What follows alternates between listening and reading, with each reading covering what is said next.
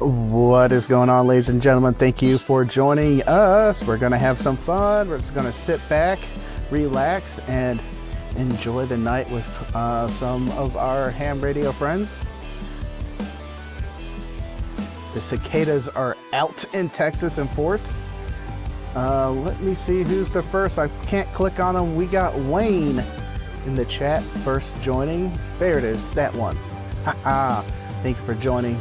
Awesome seeing you. We got Andy in the house. Cooley. Frequencies Frontier. Thank you for joining.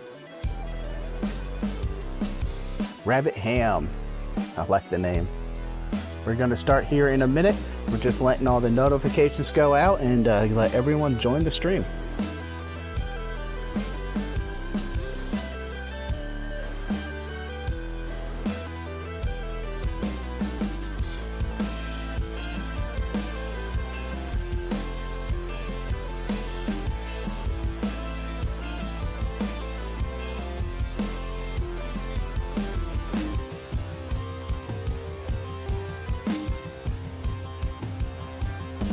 All right, I'm gonna drop the volume a bit. We are going to go ahead and transition. Put the cigar down. Oh, what is going on, ladies and gentlemen? I'm Frank KG5AHJ, and I'm barely breaking that yellow bar. Let's kick it up a little bit. Yeah, there we go. Thank you all for joining. This is my cigar social, and we're going to have some fun with some friends, and we're just going to be hanging out, talking about just radios and life and whatever kind of subjects come up. But as always, we're going to start off by playing that awesome intro video.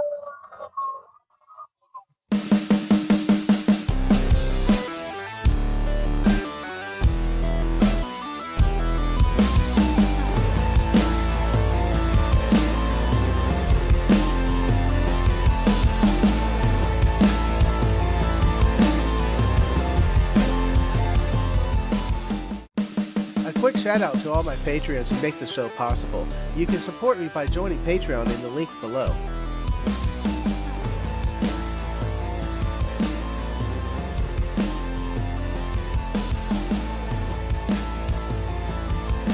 And on to Tank Radio! Blah blah. Unmute myself. There we go. What is going on? Thank y'all for joining. We're gonna have some fun. We have Ham Radio, Chris Ham Radio Life in the chat, and Izzo's backstage. Can't wait to catch up with him. It's been a while. Thank y'all for joining. Just go ahead and do the rundown at the top here. Doing this offhand because I accidentally closed the notepad on this computer that has all my notes for the pre-stream things to shout out.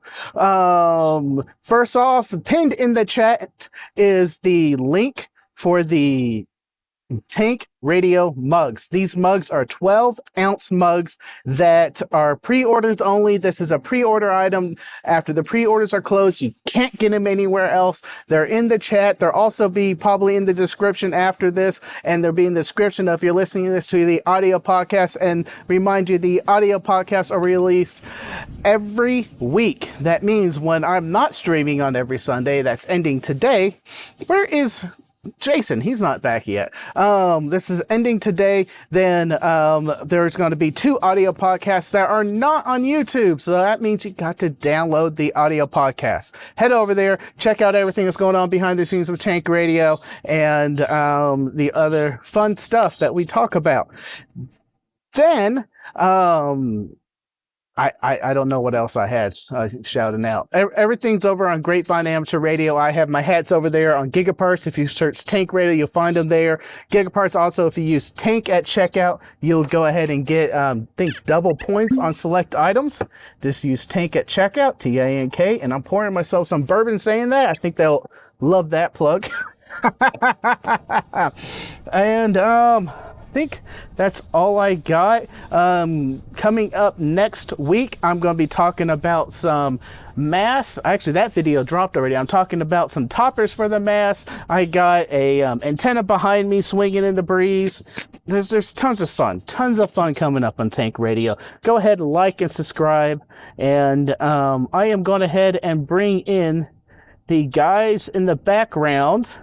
We're going to use this screen. Yes. What is up? How are y'all doing? We got Izzo from the Ham Radio Clubhouse, Prep Pam Paul from Prep Pam Paul. That's right. How are y'all doing? Yep. Doing Izzo, good. How you doing? I'm doing good. Izzo, it's been a while. I've been waiting to enjoy a cigar with my good cigar brother. What are you smoking today? It's been too long, Frank, since What? we've gotten together. And the last time I had to work and everything, unexpectedly. It happens. It happens. I understand. Put this onto the camera here. Ooh. Jaime Garcia from Don Pepper Garcia. Oh, very nice. This is the 6x60. I like. I really like a 6x60. Sometimes the 54s are nice, but somehow the 6x60 this is just kind of good for me. So, and I like this one too. It's all Nicaraguan, and it's the last one, so I got to get some more. But hey, that's what keeps the economy going, right? Nice. I right. agree. Oh. I agree. And let me switch transitions there. Boom. That's better. I'm smoking tonight a Nica Rustica. This is one of my daily smokes that I don't mind if it goes out. Excuse me. I think you're smoking on to me now. Oh, Oh, how's it going? It's going through the Good. stream. How are you? Doing I good. was like stressing out to set up because my Oh, no. wire management right now is like all over the place. But because I'm not at home right now, I'm in Colorado, so I have to like makeshift this little studio thing. Well, thank you You for look joining. I great. appreciate the Tell her, effort. man. Listen, if you didn't tell us that, we never would have known. It looks Right? natural. Okay. Yeah. Thank you for joining, Izzo. Paul, how are you doing today?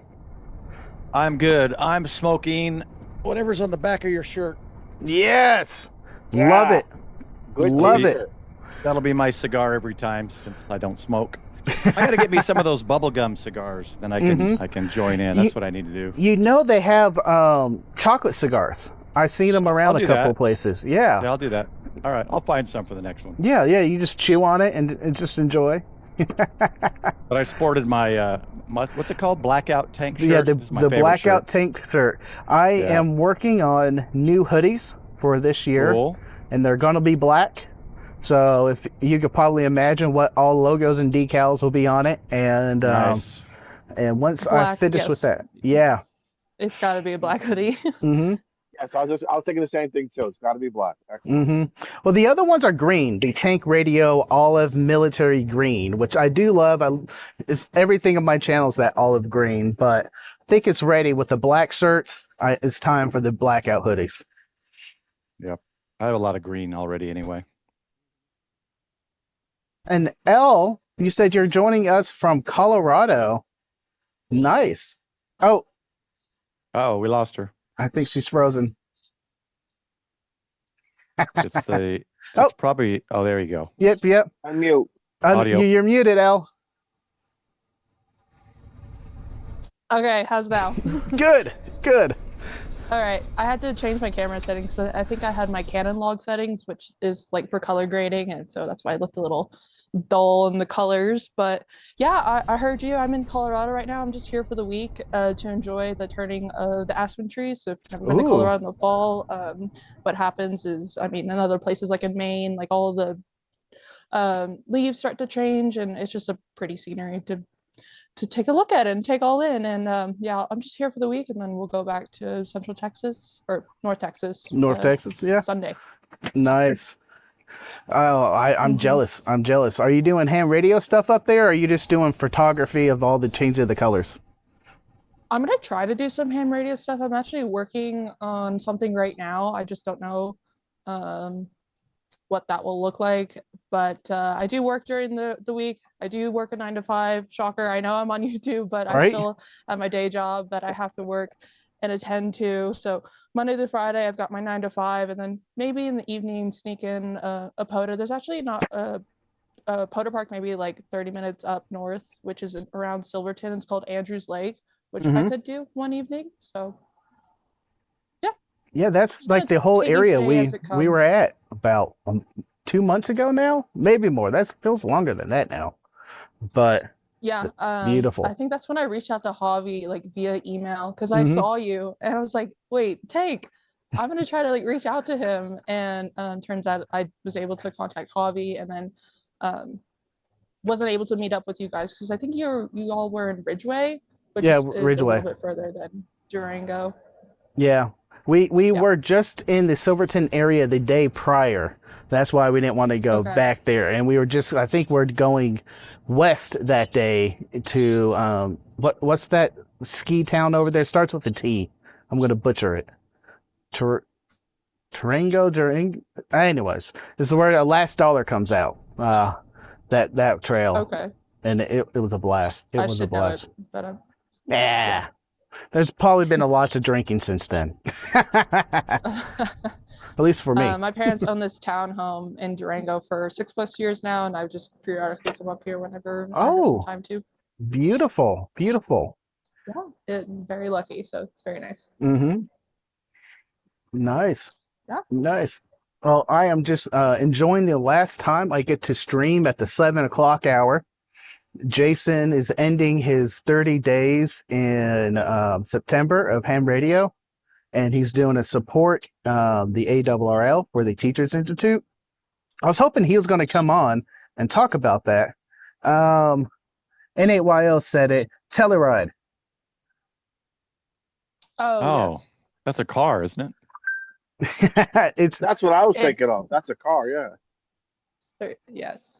tell Telluride's you very nice. ride. Telluride and Mountain Village. Mm-hmm. Yeah, that was a fun trip. Fun trip.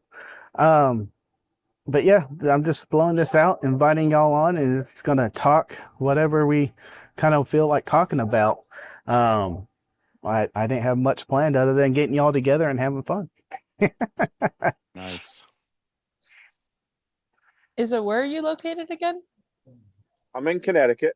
I'm on the Connecticut shoreline. We're about 150 miles north by northeast of New York City, direct shoreline. I'm like it's already dark for you. I know, Elle, it's crazy because by 6:30 it's getting dark. Hey, Elle, I see it. Is there a dog behind it? Or is Oh, it on there's the deck? 3. Oh, There's 3 over there. oh, bring them out if you want. Oh, I don't know if Yeah, I can manage. it's so weird. So it's like almost quarter after 8 p.m. here, Eastern time. It's completely dark. By 6:30 now in the evening, you could see it, and by 7:15, my time, it's it's very psychological.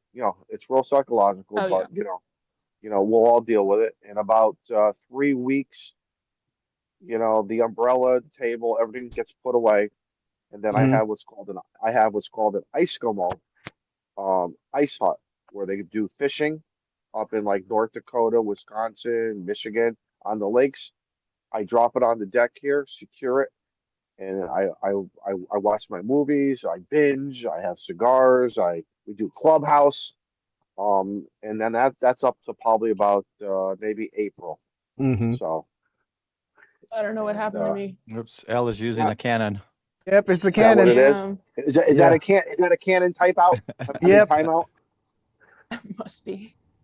Yeah, I had that I issue when I used my Rebel. That's what I have, a Canon Rebel T7i right there. It happens. There you you are. go. You're back. Um, It's gonna go back to that Canon log setting. Oh well. it's fine. It's fast and loose tonight. But I don't like it when it gets dark early because I enjoy coming home and going outside and enjoying to do things, even though Texas is still going to be like 100 plus a lot of times. To be honest, though, this year to our Beautiful. Texanites here, it's been a super mild summer. I think we only broke 100 once twice this year. That's it? Really? Yeah, I think it's been a great summer. it's been a very mild summer. It's been beautiful. I've been able to enjoy a lot of time outside. Now I got a mast up, and I'm going to try to do more things out here in the backyard. It's just a lot of things to put up to get on the radio, and my reception in this area is not the greatest. So every time I get everything up and going, I kind of it's not that great of a noise floor, so it discourages me a lot of the times. And then I just roll to FT8, and then I just smoke a cigar and play FT8 in the end. I haven't explored FT8 yet, so that's on my list. I enjoy FT8 when I get tired. And especially if we're just like a big group getting together and we're at doing a field day event or QSO party or whatever, when just a bunch of people are talking and I feel like join the conversation and still working the radio, then I jump over to FT8, and it's pretty easy. Once it's set up, it's just it takes about a minute sometimes for it to make the contact, and you just click and just wait for the computer to do all the things for you. It's beautiful. Yep. Cool. Yeah, I do it when I'm doing something else and I can't really talk or anything. Mm-hmm. So I just sit there and I look, oh, that's a cool call sign. I'm going to get that one. That's about all I do. Let me fix the chat, make it bigger for us in this. I just reset up all of my OBS scenes on this laptop because I was getting it ready for the build bench, and tomorrow I'm going to be on TO's Ham Nuggets, and we're going to be talking about grounding. So I was trying to get all that ready for us to talk about grounding, and these chat windows aren't that big for the live stream chat. Hey, Frank, do you think that's probably one of the toughest topics or most challenging Grounding in general, yes. in our hobby? Yeah. I did a pretty elaborate grounding system here at my house, and it's just sitting here by itself right now. There's nothing plugged into it, but I am trying to use ham sticks for a no penetration or intrusive, that's a better word, no intrusive ham radio setup for POTA parks. So I go to a POTA park, and some national parks are like, you can't penetrate the ground with stakes, you can't put stuff up in the tree, and that kills a lot of our amateur radio masts and things. So I am setting up ham sticks on a tripod. When I did that initially, since I didn't have a ground and I didn't really put the connectors on correctly, I couldn't get out. I couldn't tune it. When I tried to tune it, it was coming up resonant on 2 meter, and it was a 10 meter ham stick. Not even close to resonant on 10 meters. So yeah, wow, yeah. So I got to fix that, and it's I got to build counterpoints for it, because ham sticks themselves are meant for a mobile solution where you use the ground on your car's vehicle for the ground. So you have a mag mount, or you attach it to as another counting point on your car, and then you use the metal surface as a ground reflector for everything else. Well, I don't have that using my system here. So I need to build a counterpoint solution, and we're going to figure that out over on Ham Nuggets. Excellent. I got that grounding and bonding book from ARRL. Oh, it's like $20. It's not an expensive one, but it's really good. It has diagrams. So I've got my vertical and everything bonded with 12 ground rods, all bonded with, I think, I don't know, what's that, whatever that copper gauge is, 2 gauge that you buy without the insulation at Lowe's. So yeah, it's a good book, grounding and bonding. I don't know what the latest one looks like. I've had mine for 5, 6, 7 years. I just use solid copper wire for grounding, and if you go back and watch that video, I drove in grounding rods every 8 feet. I might have done 9 feet. I forgot now. Into the ground, into the Texas soil. That was hard enough, and I got in the end a 20-pound jackhammer. It was so much fun. With no bloopers. Oh, there was bloopers everywhere. I like drop the thing, I grab it by a handle, and the handle's not attached because it's a used piece of a hardware equipment, and it just falls. I dropped it like 4 or 5 times. See, one of But the things that I've noticed about the grounding for um, a ham shack, Mm-hmm. one size does not fit all. Mm-mm. The books are great. There's a lot of good YouTube videos. I would also recommend talking to some electricians. Um, it's sometimes it's very challenging if you live in a house. If the ham shack's on the second floor, you live Well, in an apartment building. mm-hmm. There's no there's no um and no matter what you do, it's still not 100% um uh going to work if there is a near strike. I think we can all agree if it's a direct strike to your antenna, everything is going to vaporize.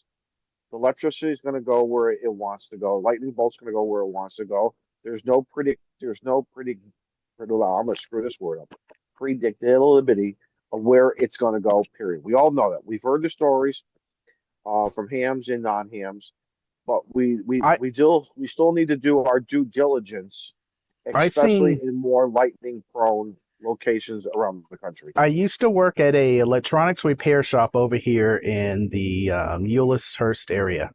And when thunderstorms come in, we just get the weirdest things of the lightning struck in the area, and it comes in through the Ethernet cable because the Ethernet port's burnt, and the rest of the Mhm. motherboard's fine, but then the CPU was blown out. Yep. Yeah, why? Right? Why? Yeah, What rhyme and lightning does reason is what it? lightning Yeah. does.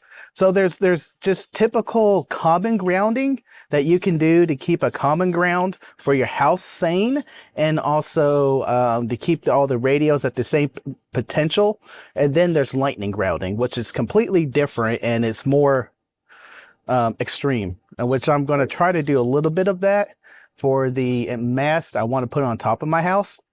Do a flat braid wire from the second story of the mast all the way down through the junction boxes I'm going to put up to the first grounding rod, and I might have to put in a couple other grounding rods close to that point, so it just has more surface area to disperse, and then it can circle the house and go through all the other points, and I think hopefully I'll be fine. But like you said, as a strike is a strike, and it will do what it wants.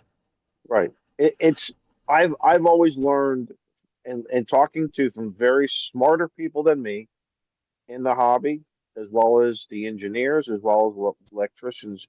You want to deflect it if you can, but it's going to go where it wants. And even if you direct it onto like a cold weather pipe, grounding rods, it has still has the potential of jumping, Mm-hmm. going through the roots of a tree, and then coming back into the house some other portal. I'll call it the portal. It's just because we have seen it. We've all seen the pictures of what lightning does under the ground when it hits a tree and it goes through the roots. It's just absolutely. It's another one of those phenomenons that really don't doesn't, in my opinion, get the attention. You know, sharks will always get the attention, and there's always the documentaries in the rivers around the world, various other fish and rainforests and deserts and the mountains and all. But nobody really, I haven't seen a plethora of good lightning videos. I Um, like that word. I try to use it when I can. Prefa. like I can't Plethora, even a can't even say plethora. it now. plethora. Yeah. Yes. Oh, Are you yeah. saying we have a plethora of grounding rods? I got a plethora of grounding rods. At What least I three. You better one, have at least two, three. three, four, Here's and here's the biggest thing I five learned of them. with that book and when I was grounding and bonding. And one of the guys in our club did a presentation, or I forget which club, and that is the distance your ground rods need to be, which is double the Yes. length. So if you have, like I have 8 ground rods in, they need to be 16 feet apart. And that book shows a really cool diagram. It puts an 8-foot circle on a ground rod. Mm-hmm. And if it's closer than 8 feet, you got overlap, and then so it's not dispersing the surge and all that stuff. Correct. The best thing is like those circles just to come next to each other. So it's 8 feet by 8 feet ground rod, so 16 feet. Yeah, And the that was one of the sphere best of things I learned. influence. So it doesn't jump from rod to rod. It has a chance to disperse. Yeah. And if you're rounding 90-degree corners, I had to do some math to figure out what that hypotenuse line would be from that grounding rod to that grounding rod, and I did math to figure that out to know where should I put that in the next grounding rod in my house. That was fun. That was a fun video. Yeah. I did a curve. I did a kind of a gradual curve. So the last couple of grounding rods kind of come further from the house, but you don't want an exact 90-degree angle, right? You want to get somewhat of a curve, and I don't know what the mathematical equation is. Breaking news, everybody. Don said I was right on something. N5 SKT. All right, Don, what was it? Mark this point. Frank did grounding right. Is this recording? Right? Screenshot. You're right, Al. You know, it's funny though, you talk about how it does what it wants, because last week was it before my stream? I think it was before my stream. We had a huge lightning strike somewhere nearby because it flashed in the window, and then the crack was just incredibly loud. And I hear that sound in my Windows computer when you plug or unplug a USB, and I'm like, I didn't do anything. That's weird. Camera stopped working, mouse stopped working, some other USB stopped working. I'm like, computer's still running. My audio wasn't working. I mean, what? Troubleshooting, finally found out.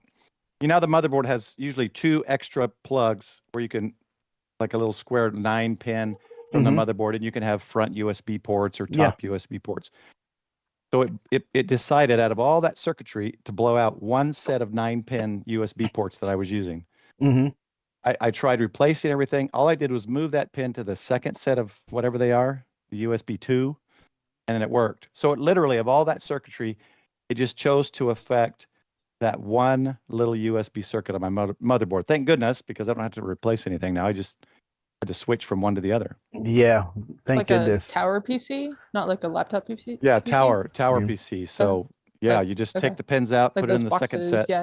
Yeah. Paul, so I'm proud of you for opening that up and going in there that finely to figure that out. Build it?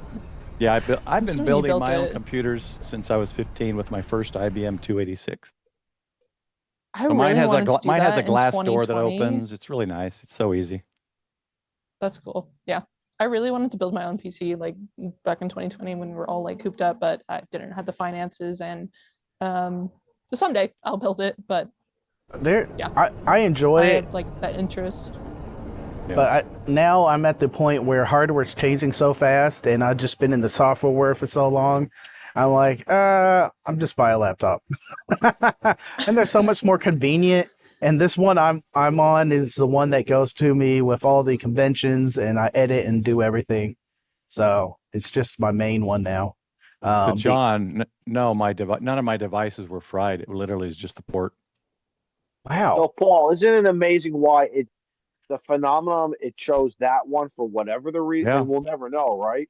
And why that one and not how come the one to the left or the right or anything else? Yep. And maybe because it was being used, so the headphone was drawing power. I don't know. Yeah. And the other one wasn't being used. I have no idea, but it bypassed all that other stuff because it's literally on the other end of the board from the power. It could be the headphone wire, because the headphone wires themselves is a good antenna, captured the RF and entered in that way.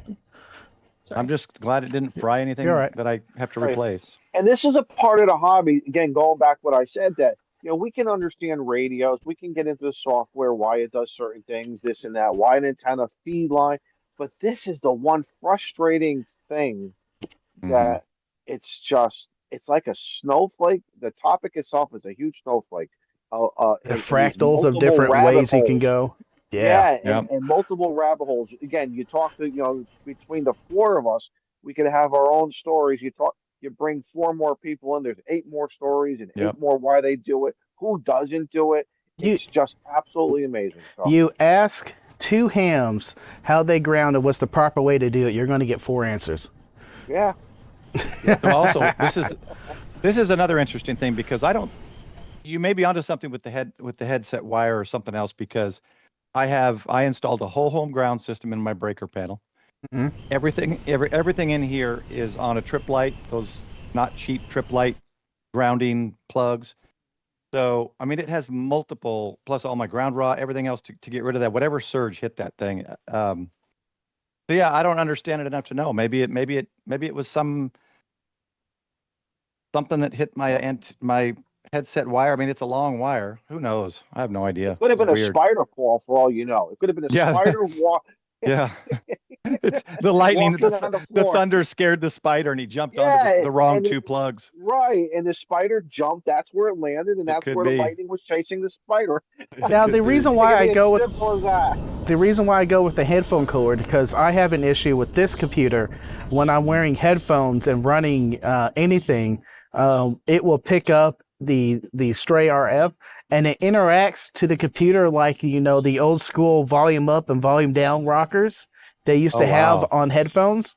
So anytime I am like transmitting FT8 and trying to stream, I'm constantly finding the volume because it's turning the volume down.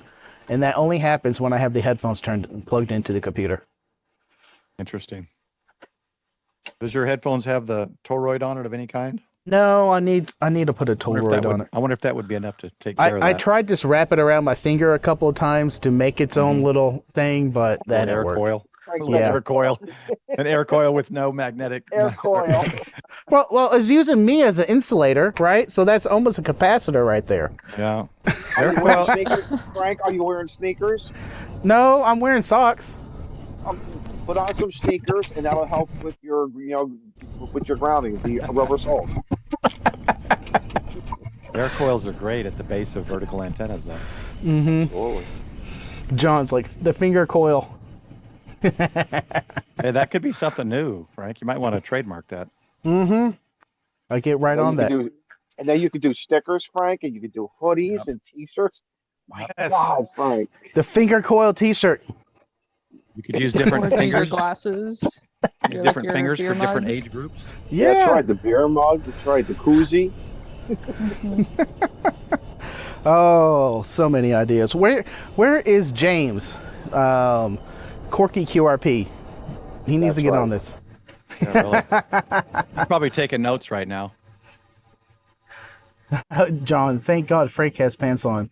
We were glad of that last live stream because I forgot to turn off my camera. I thought I ended everything and it ended and I stood up and I went to walk out and I was like, why is it I'm still seeing myself over there?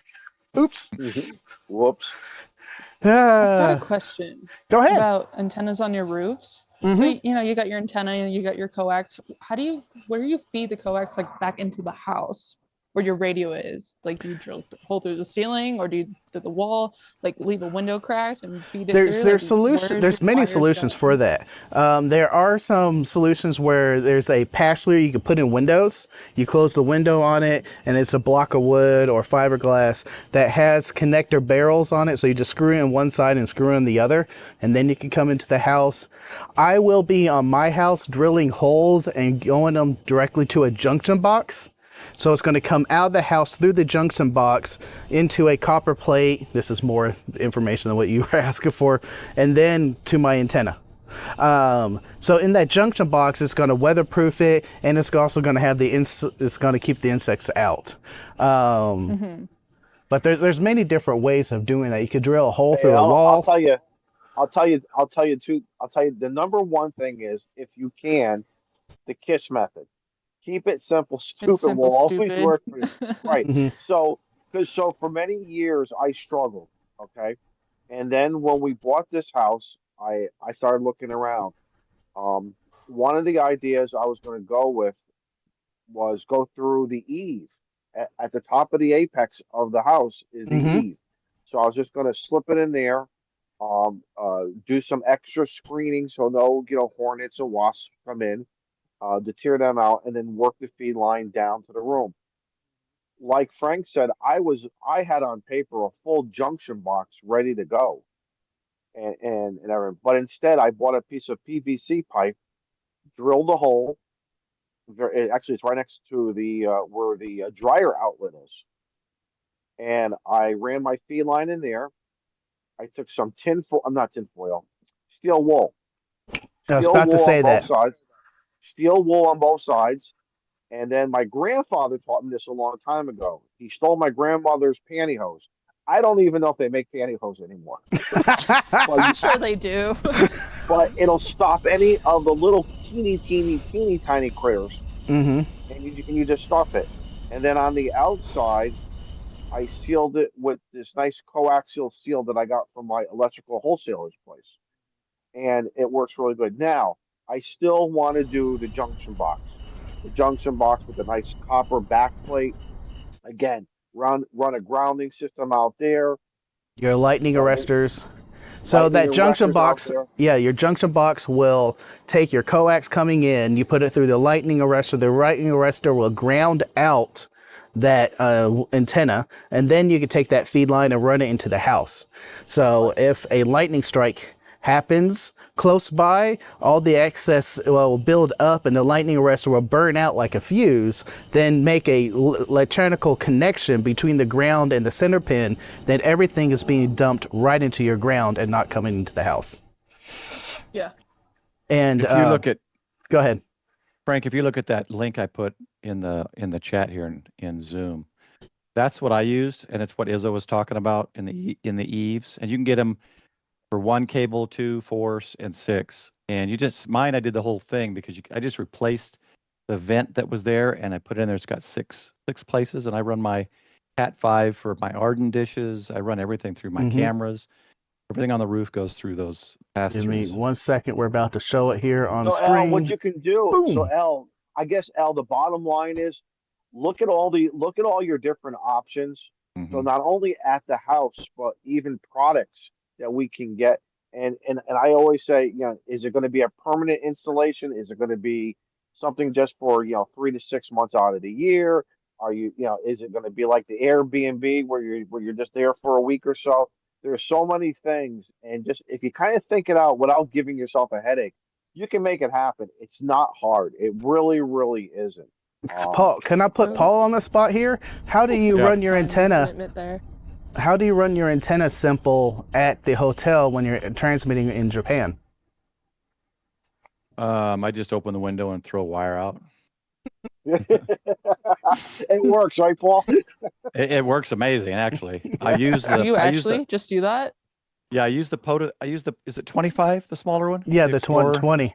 The POTA 20. So I leave the POTA 20 there with my IC705 and a 50 amp amplifier, 50 watt amplifier. And I'm bringing the mag loop actually tomorrow, so I'll have the end fed and a mag loop. But I clip the wire. It's the little Reliance bug out mini. Yep. And it clips on the end. Yep. So it's very hard to see, like from the ground, right? It's a little small black, and the wire is black. And I just kind of angle it to the side so it's not in front of the windows below me. And I push it out maybe 4, 5, 6 feet, and then I just lower the wire, and it just dangles down. It's black. It dangles. It just, if you look from the outside, you probably can't see it because the mortar between the bricks is black, so it probably blends right in. Or I use a mag loop and just set it in the window, and it's not a big deal. I'll be on Tuesday. Here is what Don and N5SKT shared for a junction box with lightning arresters. Exactly, very, very similar to what that's I want beautiful. to do. Yeah, it's beautiful, isn't it? And then you got the common ground here to the flat braid going out. Now just so you know, I have my antennas in the attic, and I always thought they were safe until I lost a Yaesu FTM 100, sent it in, and then I lost a Yaesu FTM 400, sent it in, that I was running my Wires X nodes on. And Yaesu, when I talked to them over the phone, they said, yeah, the front end is messed up, and he goes, looks like it got some kind of surge. And I'm like, well, dude, it's in the attic. It's not going to get hit by a surge. He goes, well, that can still build surge. Right? Yeah. And he taught me a valuable thing. You can still, in the attic, it can build that electrical surge on the coax and carry down into your radio. So I've lost 2 radios to that. Oh, wow. And I have yet to put up there's a box you can put up there, and then you got to run the ground wire out to the house ground, and you could ground it and get rid of that. But the box isn't cheap, and so I'm looking at another $200 just to save my radios with the antennas in the attic where I thought they were safe. The DX engineering box, I got 2 of them. are $80, and they don't have a copper plate; they have an aluminum plate. And let's see if I can find it. They're always hard to Is find. that the one like you were showing, like the exterior box, or is it something I could use interior? It's built for exterior, but there's nothing stopping you from using it on the interior. It's a DX Engineering. Because then I just have to get the surge arrestor or polyphaser or whatever, and then run the little solid copper down. Paul, those boxes are available everywhere between DX Okay. Engineering, your local electrical wholesaler, a Home Depot, Lowe's, Amazon. I've seen them all over the place, and I like it that you can get different ideas for what you for your particular application. That's the key. The reason why I went with the DX Engineering solution because it came with the box plus the cable or the aluminum plate, and I couldn't find a plate and a box at that price, and I'm not seeing it right now. Maybe if somebody y'all in the chat can find it and link it, I'll put it up here. But I bought two of them. I saw them being sold again because they go in and out. And I bought two of them, and they've been shamelessly sitting upstairs in boxes. And when I see them, I can look at them and go, "Aw, I haven't done that yet." It's been over a year. It's a year. A year. Mm-hmm. Can you say procrastination? I did my grounding video a year ago, plus now, and nothing's connected to that wire.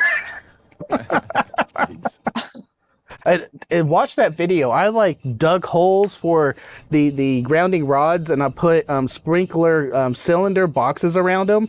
So when my mowers come, they're not knocking into them. They're sunken into the ground. If you want to inspect them, I pull that little plastic green cap off, and then I could see them. I could tighten that bolt up if I need to, and cover the cap again, and they would be all inset in the ground. Is that all in your video? Yeah. There's a two-part series because I couldn't, my first drill or hammer demolition drill, I couldn't get it in hard enough because it kept on hitting clay or a rock, so I needed the 20-pounder, and then that just driven that ground rod all the way in. I buried it pretty much everywhere, so it mowers couldn't hook. I know a trick. What? You want to know a trick of getting in the 8-foot ground rod? If you don't have the drill option, I rented it.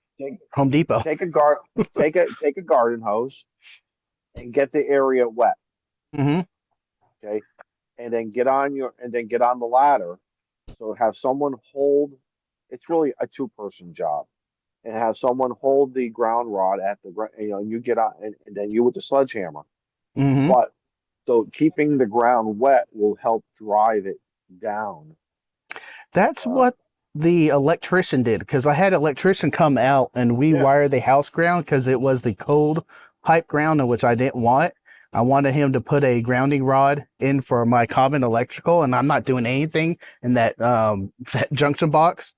And I watched him, and I was talking to him, and he was just doing a water bottle method, just 1 60-ounce bottle. That's all he used for the whole 8 feet, and I'm just putting a little there and using it as lubricant and just moving the up and down, then hitting a bit and pulling it back up, and did that over and over. Making it look easy, though, right? Yeah, but I probably done it 1,000 times. That's did. He did it in 20 minutes. Yep, that's how I did mine. Water, pound, just hand until about 2 feet, then I pounded in the rest of the way. But you pull it out, put a little more water in, pound it down another foot or so, pull it out, more water. Yeah, easy. I had like 3 or 4 rods to put in there. I was like, I'm getting the jackhammer. That's all. Yeah, your method is that's nice. Yeah. Those are nice for sure. If any of y'all need the bit for that, I had to buy the bit, and I kept it because I was like, I know someone's going to watch this video and be like, yes. Do you still have the bit? Tank officers can rent it for free for 10 days, if you remember. That's right. All you got to do is pay for shipping. If you're a member of Frank's Patreon, they'll give you a discount, if not free. See how it works, Frank? But I got that, and I highly recommend that, especially here in Texas.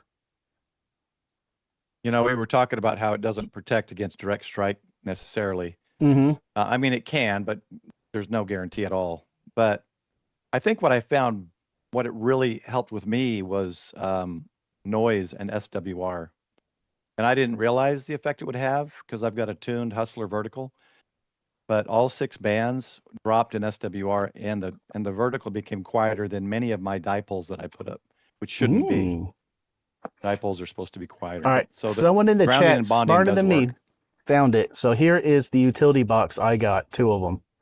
Oh, wow. Oh, wow. It's got the rubber grommet things too. Yeah, it has the grommets for coming out of the bottom. It's just weatherproof them. These are for if you want to drill holes in top, and that will clamp around the wire, and then also be a little bit waterproof depending on the size of your cable. And then it has holes where I need another picture. These holes here are line up with a 2-inch drill out that you can do.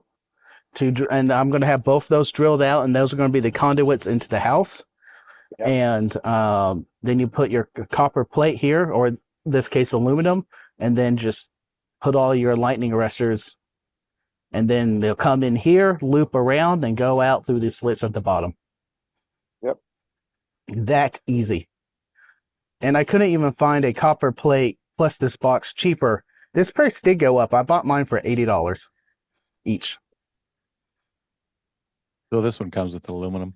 This does already come with aluminum, a little copper bar, and a bunch of mounting screws. One thing that's holding me back on this project is weatherproofing everything. And my brother says that's the easiest thing. So I was like, all right, you're going to come over and help me. He's like, well, yeah, because you're going to use power tools, and you're not allowed to use power tools anymore. He saw some of the earlier videos where I'm just holding blocks of wood and I got the drill, and then the wood catches and starts spinning. Gosh. A wood shop teacher's nightmare. Student. Yeah, right, exactly. A 4-finger by the time he graduates from high school. At least your hair's not long enough to get caught in the drill press. Yeah. Then I think he yelled Maybe at me I'll for have a using the problem. circular saw 1 or 2 times. Yeah, Al, you'd have to pull your hair back. You might get caught in there. Yeah. Ponytail it. Oh, yeah. I was gonna have to come in with a ponytail and a baseball cap. Oh, yeah. I've seen it happen. Yeah, I've seen my it happen. hair's fairly nice along. I like it. The beard is coming along. I was hoping to have a longer beard by now. More epic. ZZ Top. Oh, it would be epic. I gotta keep mine trimmed for work, I think. I don't know if I could go Grizzly Adams at work. Oh. Software. No one cares what you look like. It's all about the code you produce. And it doesn't even have to be spelled right. Yes. Nice. Wait, what do you mean? Izzo knows what I'm talking about. I'm severely dyslexic. So, What do you mean? What do you mean it doesn't have to be spelled right? I know I have there's certain words in the Your English language variables that and everything. yeah, as long as it's misspelled the same way every time, the compiler don't care. Anything Just make sure it's in the right data, like variable. anything Frank has coded, they know they just have to do it in reverse. There was another guy I worked with who was also, I think English was a second language for him. So me and him blended our names together, and that's how we said that was our coding style. Was because his stuff was always misspelled, my words were misspelled, and it was just like, yeah, don't worry about it. The code's still sound. That guy was a hoot. You leave like comments in there for all the people to time. find. All the time. I had one class dealing with credit card encryption that was Star Trek themed. Like Shields Up was the handshake for opening the connection tunnel. Phaser Banks on Full was testing out which protocols we wanted to use, and a bunch of other memes and jokes, which that was fine. The code audit that came back, they said I got to remove the function name was Frank's Free Lunch. You can't have that in credit card processing. I said, No. but They'll it's audit just you. doing something else. They're like, you got to change the name. I'm getting nervous now. What credit cards have you put supported software on? I need to change companies. My software is still being deployed by that company worldwide. So if you eat at a fast food restaurant, flip a coin, and I'll probably play it a few numbers. Is that why I get random DVDs of Star Trek series getting delivered? I've never figured out where No, that came from. no. The bug that I had to fix was some guy randomly once a month out of the whole software suite got charged $1 million. But And Oh my Wow. gosh. and I got pulled into a meeting to talk about that bug. And I didn't know the phone was hot. And I jokingly said, well, it just takes one to go through, then I'm out of here. They're like, Frank, so-and-so's on the line, which is our vice president. So-and-so was the line, was the president. And so-and-so was on the line, was a head security officer for one of the customers. I'm like, well, you didn't tell me. Yes, I'll go work on this right away. Buffer overrun and someone else's code. It wasn't mine, but someone else's code. But we finally found it. It was a hard one. It was a fun one. look at the backdoor password. John just put it in the chat. I know several of them still. No, John put what it should be. I need to pull up the chat again. It got hidden by all the links. The tank radio. Yeah. No one would ever get that. Right. I love it. I love it. Elle, are you in a IT world background coming Yeah, into this? Yeah. I was a software programmer at my current company that I'm at, but then they needed a product owner, and so I moved up from the software development into the product ownership. Now I lead the other engineers that I used to work alongside with. Oh, nice. Do you like yeah. being the product owner and running all the scrums and talking to the customers Yeah, and doing Scrum. all that? Thankfully, there's someone who is above me that does more of the client facing stuff. So I mainly just write technical stories for the developers. But it's a different world. Mhm. There are some days where I'm like, okay, I kind of miss development, because with development, you focus on your one task, that's all you focus on. You get it done, and then but for product ownership, it's like you got this project, you got this project, you got this dev working on this. That's like multitasking to an extreme, and you're constantly like context switching between different projects, and that's like where management comes in. It's like, okay, how do you manage all of this in a concise, formally orderly way? Versus like development, Frank, I almost called you Tank, but It's Frank, fine. as you know, with a developer, you kind of can just like hone in on that one thing and really dive deep and take it slow, and really like step through the code and be like, what's going with on? You can really narrow that down. And product ownership is very like, broad, I would say, is like the differences. I really enjoyed being in the encryption world and doing all the IT security stuff and implementing that stuff for, I used to work at NCR. That was one of my old companies.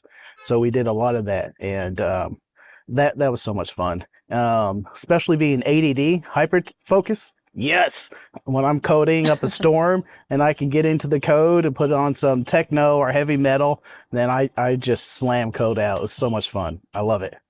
When I was like discovering what Meshtastic was, I really was like diving deep into it. I've kind of put that on pause because I'm more interested in like working the HF bands now. Mhm. But for Meshtastic, I was starting to code the ESP32 microcontroller to possibly incorporate like a wake word for the Meshtastic device. So basically, I had like a little speaker connected to it, soldered like all the wires, connected it to the Meshtastic device, and the idea was like a wake word to then automatically send a mesh text to say that your primary channel, whatever channel that you wanted, where like in a situation where it's like SOS, and you could like use AI to hear a certain word, and then it's like, like, I don't know, like a panic word that you could program Help or it to listen something? it to, Help maybe, or to something then like that, yeah. send out on the mesh automatically.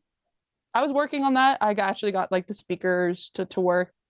I just needed to incorporate the AI part of it, but I had to stop because I forgot what I stopped it for, but I stopped it to explore more of like because that's pretty digital, and I think I was really in the digital world for a little bit, and I kind of miss more of like traditional radio sense, so I stopped it to go more back into like phone radio. I'm hoping your answer is correct. What language? See? C? Oh, you made Don Yeah. happy. Me and Don have this ongoing feud of C plus C plus plus, and I'm on the C plus plus side, and M5 SKT is on the old school C side. You said microcontroller, so I did have a feeling it was going to be C. Yeah, it was.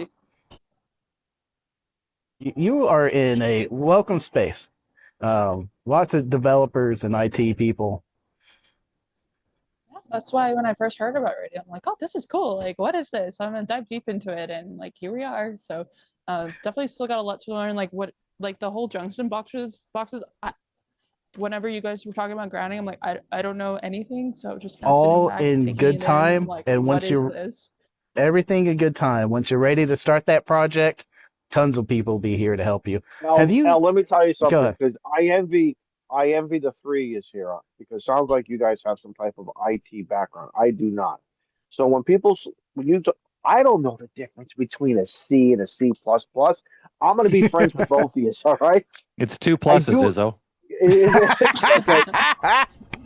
I know what NCR is, but I just know because of the company name. But like, I feel very frustrated because I can learn anything, but I just need a good teacher for a while and then let me go a little bit. And then I can like, for instance, this whole Raspberry Pi world. I can't, I'm going into it blind. I want to do something with All Star. I'm looking at maybe something alternative. I can do something.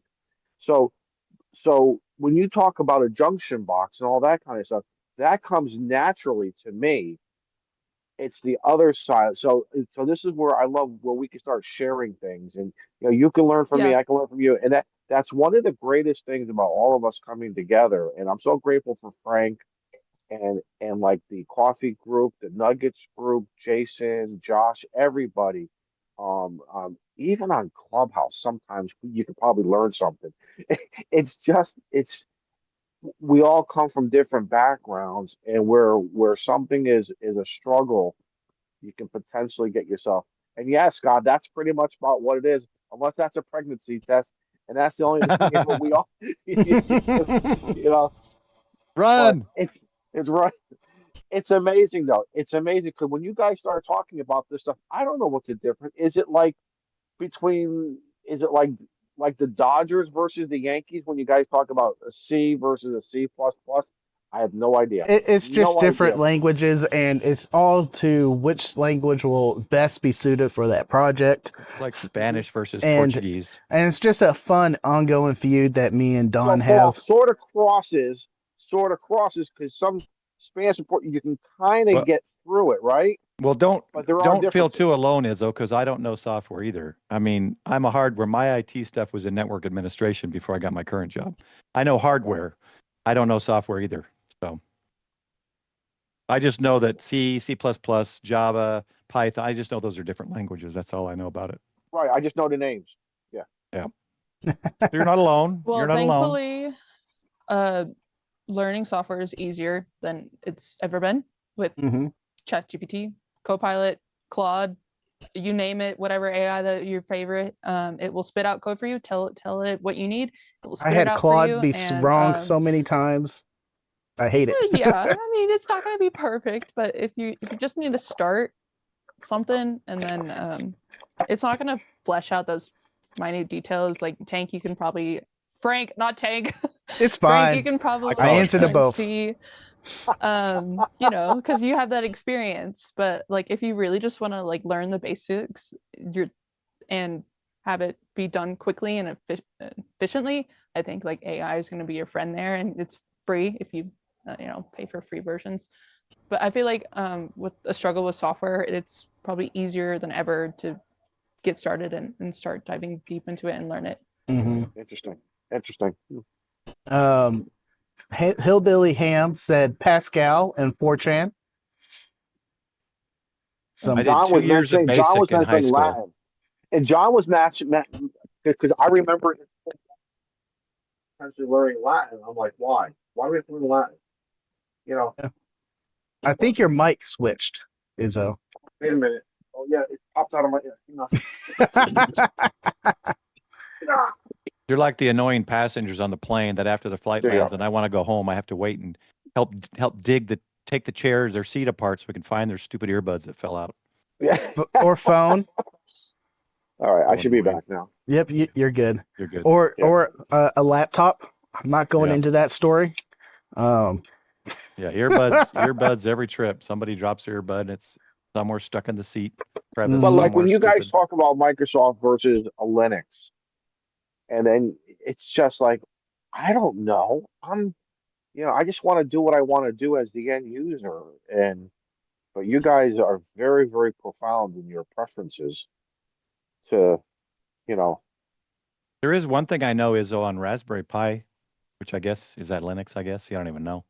Pies will be Linux. Yep. Is sudo. That's all I know. I typed Sudo. sudo many times. That's the only program. John gosh. just gave us a $5 super chat. Says, L, you can call him Tank, but when you do, you got to put your arms up like Tank Radio. that's right. You're absolutely right. That's the And only way of doing it. high pitch your voice too. Yeah. Thank you, I John. think I just snorted. Tank Radio! You snort when you say Screenshot it too. that. Somebody's got to that screenshot works. that one. You can definitely snort when you say take radio. That is all working. Chris says, Izzo, you just need a Chromebook.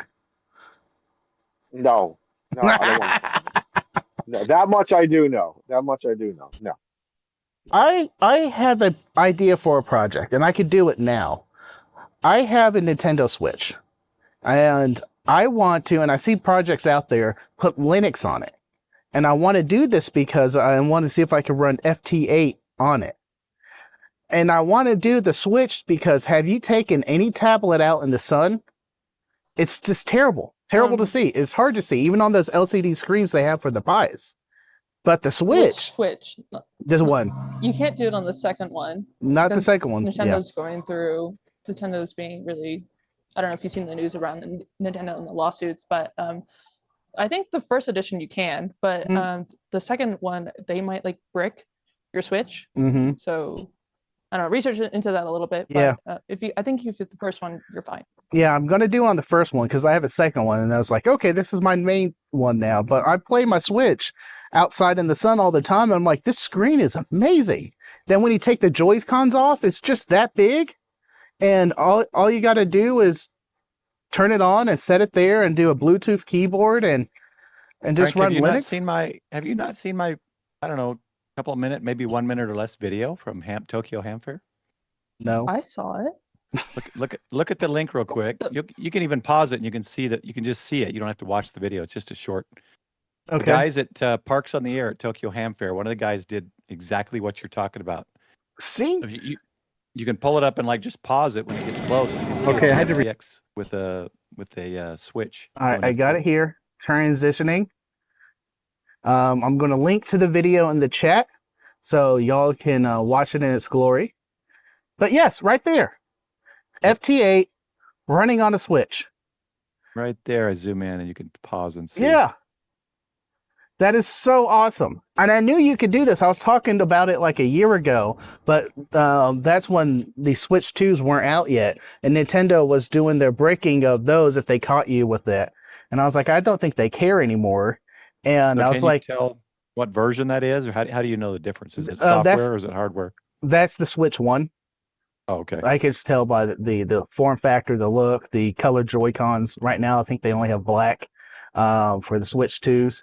But yes. I think I wanted to do a video on how to do that and figure it out. I'm glad someone smarter than me has done that already. And I can stand on their shoulders. See? Yes. Because that screen in the sunlight is amazing. Amazing. I'm glad someone did this already. I'll throw this at you. So one of the ladies I work with at work, I call her my sister. She runs the switches. She had a beautiful stand for her Switch. She got it on Amazon. I'm like, send me the link, and I gotta look at it because I think my QRP radio will fit in there. So this is one of those. Everyone in the gaming world is using this thing, and I'm gonna use it for something that is not what it's not intended for. I gotta just look at the measurements. I gotta just go to Amazon, look at the measurements. And if this thing is, I'm gonna order it tomorrow, and it'll be here probably by Wednesday, Thursday. But because she's like trying to tell me about it. I'm like, I don't care about the Switch. I don't care about the Switch. I want to know about that stand. That's There was awesome. there was one someone had, or maybe it was at the Ham Fair on the FTX, a little red kind of accordioned up one, or maybe Jason had it. I can't remember. There's a really nice stand that I need to find out if it was Amazon or where everybody got it, but it was like red, aluminum, black, and it just Well, accordioned up. Can't think of what. it's Who had called the Lamicall, Lamicall, Lamicall tablet stand. But I guess for Switch users, it fits perfect. All in their network, they were going, So I'm seeing I'm not, Go ahead. well, yeah, I'm not going to use it for what it's intended for, but I don't care. Yeah, It's hey like my man. ice hut. It's just like my ice hut. My ice hut is not for fishing. It's for, coming out here and staying warm. Yep. Hey Paul, I see a couple of questions about the Tokyo Mhm. Hamfest. Can you tell us a little bit about it? Oh, let me pull up the chat. Yeah, I would love to know more about that, Paul. Oh yeah, I went. This was my second year actually. Yeah, and I stayed. The first year I was only there a couple hours with a buddy of mine. He was one of the pilots that I work with. He wasn't able to go this year, but this year I stayed, so I was there all day Sunday. But it was cool to be able to stay and see everything longer, be able to talk with everyone. So I talked with Norio, the guy that put the cantenna together. If you've seen my videos on the cantenna, he just takes he takes big aluminum cans now too. They have a lot of aluminum cans like we do soda, and they'll have it with like iced coffee and all sorts of things in aluminum cans. And he puts a PL259 connector on them, or he'll double them up or triple them up, and he'll make different resonant VHF, UHF antennas. So it was good to talk to him. I talked to the POTA guys a while. I wasn't able to meet the guy that helps me every year with renewing my license, Ken, but I said he was there, but I never found him. I went to the kids' tables where they have the little kits where you can make a CW key and FM radio, and the little cardboard or like bamboo wood frames. I mean, it's kind of like as you walk through, it's the same as ours. It's got a place where there's lessons and classes and a DIY section, and there's a place there called CQ Ham, I think, is their HRO or Gigaparts. So they had a big store set up in there, and it's very similar to what we have. They have a JARL section and tables, just like we have an ARRL section. Ria, it's fun. welcome to the chat. This year I actually I got on their what's it called? Japan or hamlife.jp, I think. Hamlife.jp. They interviewed me real briefly and took some photos and put me on their hamlife.jp website this year, which was kind of cool. Excellent. Yeah, it was fun. So hopefully next year there might be a couple more people going. We'll see. Yeah. I'm jealous of y'all. I'm gonna jump. As you can tell, it's like super dark, and I don't have like a nice key light. Where'd you go? We can't see you. Before you go, I'm going to make Frank. you big and tell us about your channel, where we can find more about you, and Okay. all the fun stuff. Hi. Okay. Thanks, Frank.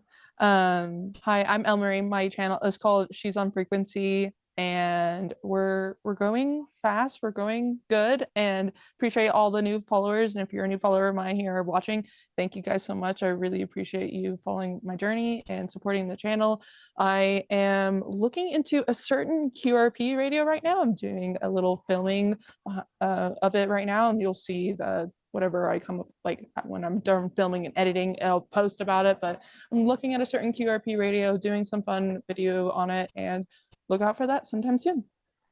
Awesome. So, yeah. Looking forward to it. And I'll sync up with you because I'll still like to do a full interview with you coming up here soon. And Frank, yes. Frank, if I could throw in, she's fantastic. I'm saying I love watching various people, but she is one of my top 5, top 6 now. Her Instagram page is incredible. I've shared her stuff all with I gotta locally find it and on others. Instagram. it's she's very honest, ethical, and just just having fun, and that's without making it hard and technical. And you could pick up stuff. You could pick up little things from her that if you thought you knew like a good portion of something, I don't want to say no because not everyone knows everything. But if you have a good grasp of something, but then she's going to come in at a different angle and she's going to make you think about something, and it's absolutely fantastic. So, That is so sweet, Don. Thank you so much.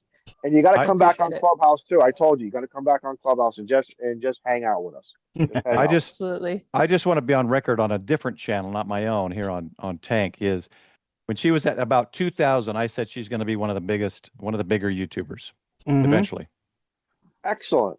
Good. I appreciate that, Paul. We'll see what the journey takes me. Even if I'm not, I'm happy to be here regardless and hang out with everyone. So, Awesome. Well, thank you for joining. I appreciate it, and enjoy the rest of your evening. I don't know if you heard my Yeah, phone's We're calling you it's last fine. call. Bye, It's Al. Bye, fine. guys. See ya. Thank Good you. night. 7-3. You too. 73s. That's great timing. Yeah, they're Love telling it. her, get off, Love give it. us attention. Uh-huh. Oh, I can't. Is it that one? No. Is it this one? Yes. Let's see if there's any fluid in here. Yeah, she just broke 4K, I think, last week. She's been on since like June or July. Excellent.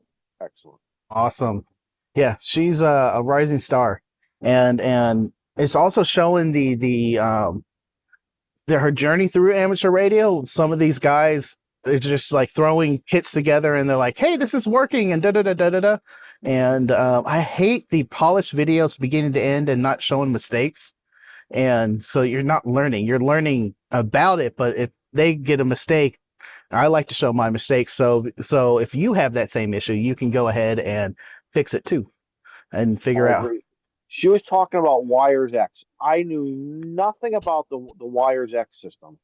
I'm not going to do it. It's not a particular interest for me right now, but how she presented the video was so great. You can learn something about what wires. I feel I at least I have a little knowledge now of understanding it. And Wires X has probably been around now for a long time. But it was just fun to watch her stuff. Agreed. Agreed. Paul, are you live streaming here tonight? Yeah, whenever we're done here, I suppose I can mosey over and start my. I'm so tired, man. I went to Japan twice last week. I go again tomorrow. I was Oh, wow. so tired. But yeah. I was Yeah. trying to set you up. We got another 15 minutes ish.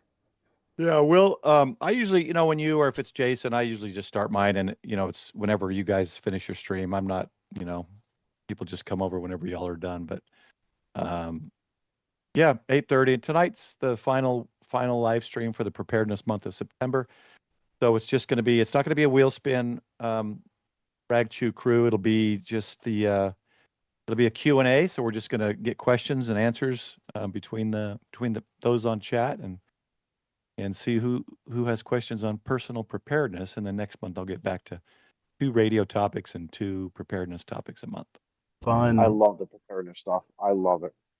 Yeah. And I am gonna. I got my Gigapart stuff from Jason's stream, so I'm gonna show a couple, Uh-oh. couple of cool Uh-oh. things. One of those I got, Frank, because you said it. You said something about it. Let's see if I can open it and see if you can guess what it is. It is the lockpick set. Yes. Yeah. So it's got little locks too that are clear. You can practice. So you said something, and I'm like, oh, that's cool. It was. I Only think it was $10. me and Josh when we were talking about, I think, DEF CON. Yeah. That was it. Yeah. We were talking about that, but during the live stream, I think Jason's Let's Make a Deal, I saw that. I was like, oh, yes. I want to get better. I want to get better at that. I picked it up. Dude, Paul, take my money. Paul, just take my money now. I hate Jason, but love it every time he does those, because when I find deals, I charge it. If I don't have the money, I got to charge it because I don't want to miss that deal. So I'm bad at that. I picked up some stuff from that live stream, and I'm looking forward to utilizing everything here.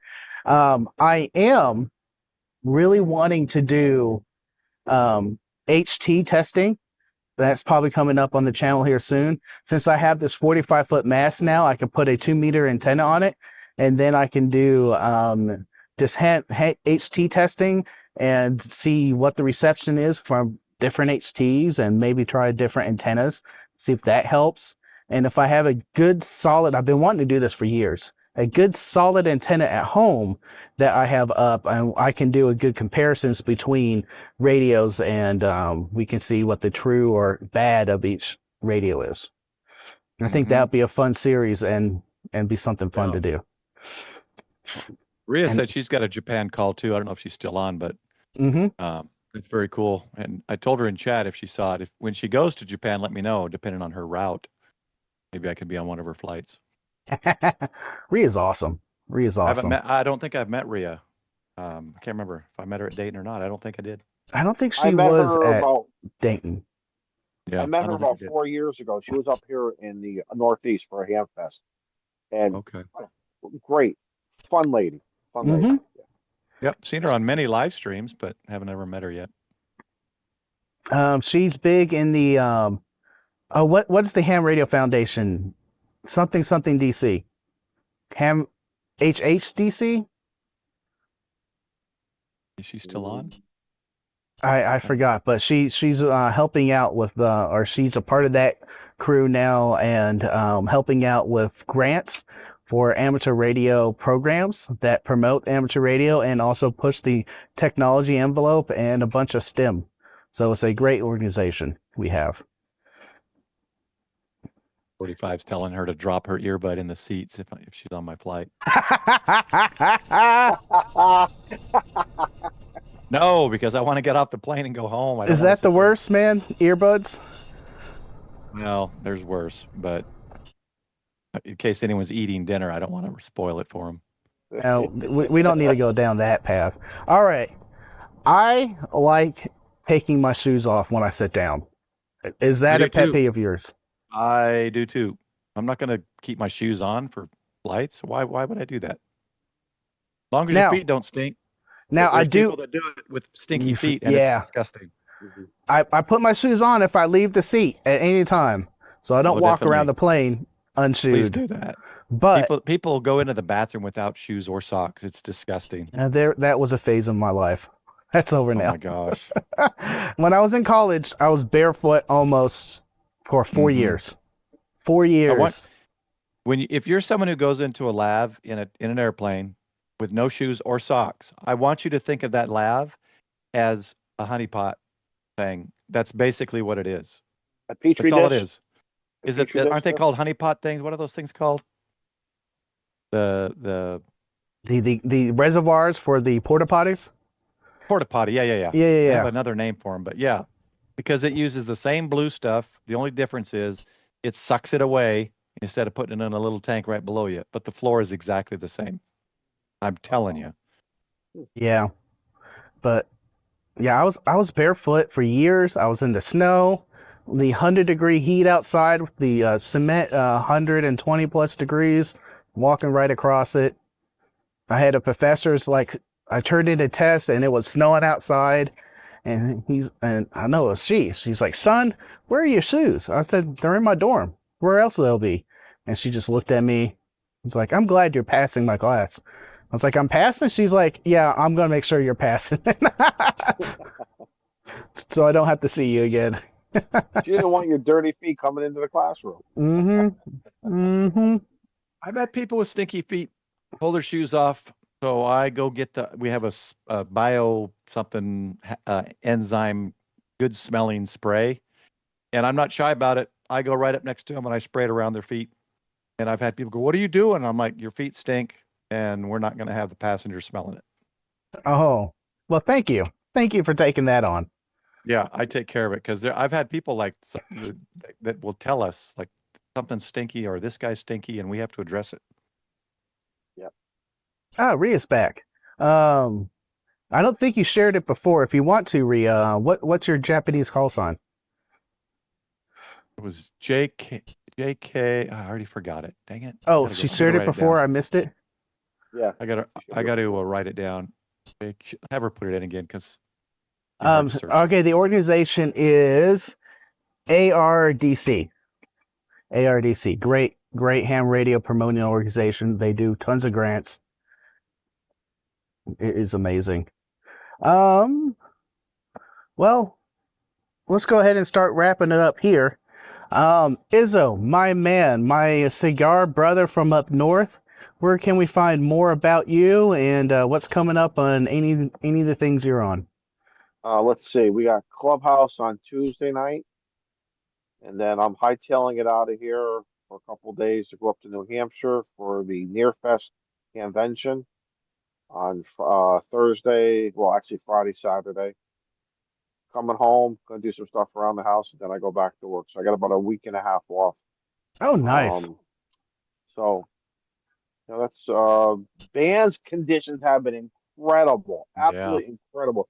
10 meters, 10 meter. Oh, 10 good. meters, and 10, 12 meters, 15. Yesterday, I had so much fun. I came out of work, got home, threw on the radio. I was working Russia, working the guys in England and the Netherlands, hunting them from their POTA spots. I couldn't get out into a park. I just had too much going on. So I really wanted to do park to park, but it was so much fun. The bands have been absolutely great. I'm hoping now when I got all this time off, I'm going to be able to get into a park and have similar or good to similar, but nothing else. Just like anything else, we make the best of. I'm glad you said 10 meters is hopping again right now, because the first antenna I'm going to tune with my ham sticks is going to be the 10 meter, and I want to work some 10 meter from the house. The second one, yeah. I love Frank, 10 it meters. was like fishing without worms. It was just incredible. Mm-hmm. I think on 12 meters, I was working Washington State. He was only running, I think, about 20 watts. I was running about 80. I love, coast to coast POTA, DX POTA, whether I'm hunting around. It's fun, man. It's just so fun. So the guys get out there, whether you're hunting or activating or whatever you're doing, man. Enjoy it too. So. Yeah, technicians, now's the time. Oh, I went to the wrong scene. There. That's better now. Thank you, Izzo. I appreciate it. The other second antenna I'm going to tune is the 6 meter, because I want to do an FT8 contact with N8YO, and he's notoriously active on 6 meters. Excellent. Go for it. I'm looking forward to it. Thank you, Izzo. I appreciate it. Paul, my Texas other tanker from Comrade. up north here. What's coming up on your channel, man? Well, hopefully I have everything packed, and this week I will try to live stream from Japan. Most likely it'll be FT8. I haven't gotten a voice contact from Japan to the US. I've only made FT8 contacts so far. And then the live streams every Sunday night, Central Texas time, 8:30 p.m., usually right after Jason's stream. Now that next week goes back to normal and Frank loses control. I've always had a lot of videos I need to do. I'm just not great at putting videos together. So mostly just the live stream Sunday night. Awesome. Well, thank you for joining. I appreciate it. We'll be joining you on your live stream that pops up. Y'all hang out for a minute. Let me wrap up here. Thank you all for joining. I do appreciate it. We had a bunch of fun. Thank you too. Let me get to the right window. Tell me activity.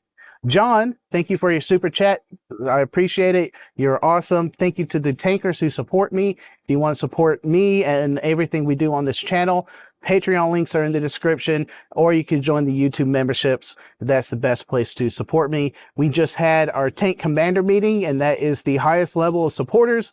We do a once a month Zoom meeting. We get on, we talk to each other about amateur radio, what's going on in our lives, and anything kind of comes up in that chat. So that's all driven by the supporters, all driven by y'all. And if you haven't already, search Tank Radio in your podcaster app, because that helps support me too. Y'all are amazing. Y'all are wonderful. And as always, go forth and conquer. Say bye. I had y'all muted. Say bye again. Bye. See you Don't soon. unmute us. Oh, that's awesome. Credits. Here we go.